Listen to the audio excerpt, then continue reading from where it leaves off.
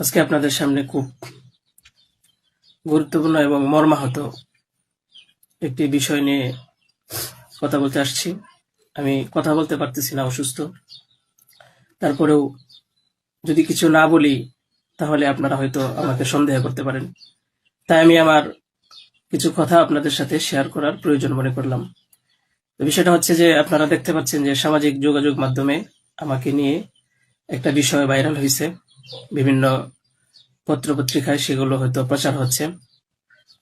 তো আমি আপনাদের বলবো যে এই বিষয়টার সাথে, যে বিষয়টা মেঘলা নামক একটা মেয়ে এবং আমার ছবি দিয়ে যে একটা অপপ্রচার করা হচ্ছে, অপবাদ রটানো হচ্ছে, এটার সাথে আমি কোনোভাবেই সম্পৃক্ত না। আমি এটার বিষয়ে কিছুই জানি না। আমি যদি বলি তাহলে বলবো যে এই মেয়েটা আমাদের এখানে পড়াশোনা করেছে, গত বছর পড়েছে এবং এর আগের বছরও পড়েছে। তো এর আগের বছর পূর্ণ বছর পড়াশোনা করার পরে সে আমাদের মাদ্রাসা থেকে চলে যায়। তো পরবর্তী বছর যখন মাদ্রাসা শুরু হলো তখন আমরা খোঁজ নিয়ে জানতে পারলাম যে কে কে আসে নাই। তো যারা যারা আসছে না তাদের মধ্যে সেও একজন ছিল, যে সে এখান থেকে চলে গেছে অন্য কোথাও। তো খবর নিয়ে জানতে পারলাম সে ঢাকা চলে গেছে, তার বাবা মার সাথে থাকে। বাবা মা সৎ বাবা, এবং মা অন্য কোথাও আগে বিয়ে বসছিল। তো বর্তমান যে বাবা আছে মেঘলা, তার মেয়ে না, বরং আগের বাবার মেয়ে সে। তো সে যখন ঢাকায় চলে গেল আমরা শুনলাম, তখন আমরা কিছু বলি নাই, ঠিক আছে, ঢাকায় তো পড়াশোনা বেশি হয়, তাহলে পড়ুক। আমরা আমাদের ক্লাস শুরু করে দিলাম। কিছুদিন যাওয়ার পরে দেখলাম আবার এই মেয়েটা আমাদের মাদ্রাসায় আসছে। তো আসার পরে জিজ্ঞাসা করা হলো যে কেন, কি অবস্থা, কোথা থেকে আসছো? সে বললো যে ঢাকায় চলে গেছিলাম, এখন নানা ভাই জোর করে নিয়ে আসছে আমারে।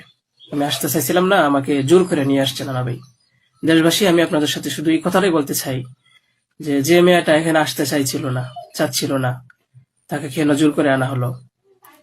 তাকে জোর করে আনার পিছনে কি কারণ ছিল বা তার কি স্বার্থ ছিল? পরবর্তীতে আমরা এটাও জানতে পারি যে এই মেয়েটা তার এই নানার সাথে রাতের বেলা ঘুমায়। সে নিজেই বলছে।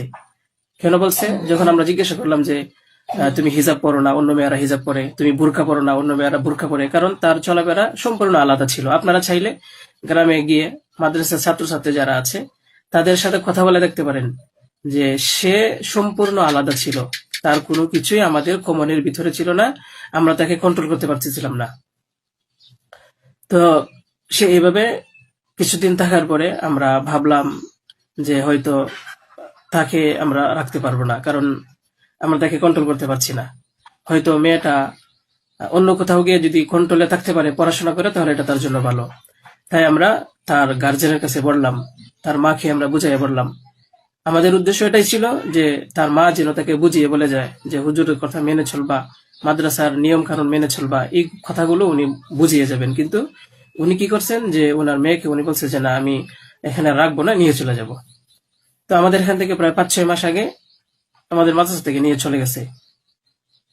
হয়তো পরবর্তীতে খবর নিয়ে জানতে পারলাম সিলেটে যেখানে উনি থাকে সেখানে নিয়ে গেছে। তো নিয়ে যাওয়ার পরে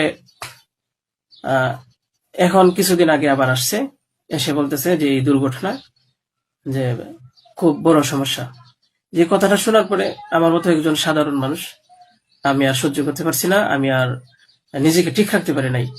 আমি একেবারে অসুস্থ হয়ে পড়ছি। কারণ আপনারা হয়তো জানেন যে অনেকেই, আমার ফ্যামিলি আছে, আমার বাচ্চা আছে, আমার বিবি সাহেব আছে, আমার আত্মীয় স্বজন আছে। আপনারা বলুন তো, আমার নামে যে বিষয়টা প্রচার হচ্ছে, এটা আমার ফ্যামিলির লোকেরা দেখে আমাকে কি বলছে, কি ভাবছে?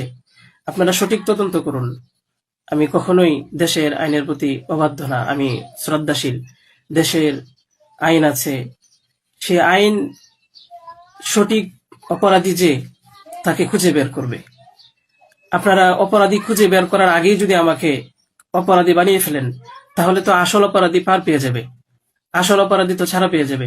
আপনাদের কাছে আমি অনুরোধ করে বলি, আপনারা আসল অপরাধীকে খুঁজে বের করুন।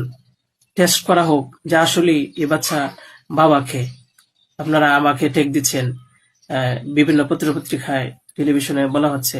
আমি আপনাদের কাছে শুধু এই কথাইগুলি বলবো যে আল্লাহ তাআলার বিচারের উপরে যদি শ্রদ্ধাশীল থাকেন, এই বিশ্বাস করেন, তাহলে আমাকে নিয়ে আর এরকম কাজ করবেন না। আপনারা সঠিক তদন্ত করে সঠিক অপরাধীকে খুঁজে বের করুন।